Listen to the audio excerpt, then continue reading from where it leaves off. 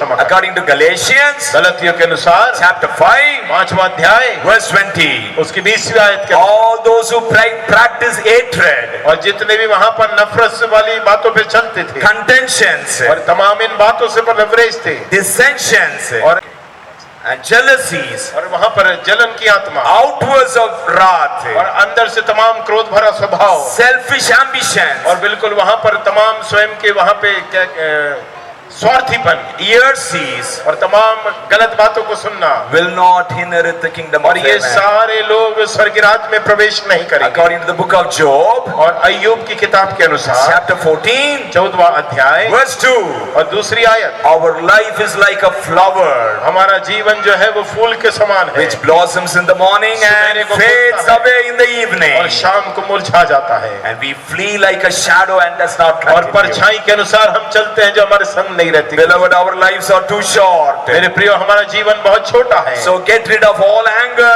hatred and enmity तमाम क्रोध से, नफरत से और शत्रुता से हम बाहर आए and forgive one another. एक दूसरे को क्षमा करें, Love one another as Christ Jesus has loved एक you. दूसरे से प्रेम करें जैसे यीशु मसीह ने हमसे प्रेम किया। If you forgive others यदि आप दूसरे को क्षमा करेंगे as God in Christ forgave you, जैसे परमेश्वर ने मसीह यीशु में हमें क्षमा you किया, can inherit the kingdom of heaven. आप स्वर्ग राज्य में प्रवेश कर जाएंगे। Hallelujah. Hallelujah. The third and the final teaching of Jesus तीसरी Christ. और अंतिम शिक्षा प्रभु यीशु मसीह की According to Matthew's Gospel, मत्ती रचित सुसमाचार chapter 6, और छठा अध्याय verses 19 and 20. उसकी 19 और 20वीं आयत। Listen carefully. ध्यान से सुने। Jesus says, यीशु ने कहा, have your treasures in heaven and not on earth. और इस पृथ्वी की सतह पे अपना धन संचय न करो परंतु स्वर्ग में करो। I want to explain this verse under two divisions. और दो भागों में मैं इसको आपको समझाता हूँ। First thing, पहली बात, when we share our money with the poor and needy ones, our treasures are laid up in heaven. That is,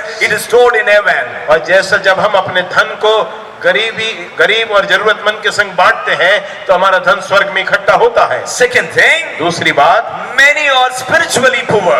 बहुत से लोग आत्मिक रीति से कंगाल हैं। So to them, we spend our money, and when we preach the gospel to them, और फिर हम वहाँ पर पैसा वहाँ पे व्यय करते और उनको सुसमाचार सुनाते। our money, that is our treasure, is stored in heaven. फिर हमारा जो धन है वो स्वर्ग में इकट्ठा होता। And for these 2 days meetings, I spend my money and I preach the gospel, और मैं इस 2 दिनों की मीटिंग में मैं पैसा व्यय किया और सुसमाचार को प्रचार so that I help those who are spiritually poor to become spiritually rich. आत्मिक रीति से कंगाल या कमजोर है उनकी सहायता करें ताकि वो आत्मिक रीति से धनाढ्य हो जाए। I want to explain to you the first thing elaborately. और पहली बात को मैं उसको विस्तार से समझाता हूँ। According to Matthew's Gospel, मत्ती के अनुसार chapter 25, और 25वां अध्याय verses 31 to 40. और 31 से 40वीं आयत तक, During the second coming of Jesus Yeshu Christ, मसीह के द्वितीय आगमन के he will समय be seated on the throne. वो सिंहासन पर विराजमान होगा All the people will be gathered before him in 2 groups. और सारे लोग वहाँ पर इकट्ठे होंगे परंतु 2 समूह में, One group on his right hand side एक उसके दाईं ओर and the other group on his left hand side. एक बाईं ओर, He turned to his right hand side और वहाँ पे जो दाईनी ओर होंगे and said to them, और उनसे वो कहेगा, come you blessed by my father, inherit the kingdom prepared for you मेरे from the पिता के- foundation of the world. मेरे पिता के द्वारा जो आशीषित हुए हो उस अनंत काल में तुम प्रवेश कर जाओ Come you are blessed, और अपने आशीषों को ग्रहण inherit the kingdom of heaven, और उस स्वर्ग राज को प्राप्त करो which has been prepared from the foundations of the world. और पृथ्वी की शुरुआत के समय से वो तुम्हारे लिए तैयार की गई। And then he said to them, और फिर उनसे कहेगा, I was hungry, मैं भूखा था, you gave me food. तुमने मुझे भोजन I खिलाया, was thirsty, मैं प्यासा था, you gave me drink. तुमने मुझे पानी पिलाया, I was a stranger, और मैं अनजान था, took me in. तुमने मुझे अंदर प्रवेश I किया, was naked, मैं निर्वस्त्र and था you clothed me. और तुमने मुझे वस्त्र I दिए, was sick, और मैं बीमार था and you visited me. और तुम मेरे पास मिलने I आए, was in prison, मैं बंदीगृह में था, you came to see me. तुम मुझे देखने आए। Then the righteous one said to the Lord, और जब धर्मी उनसे कहेंगे, when did we see you hungry, हमने तुझे भूखा कब देखा thirsty, और प्यासा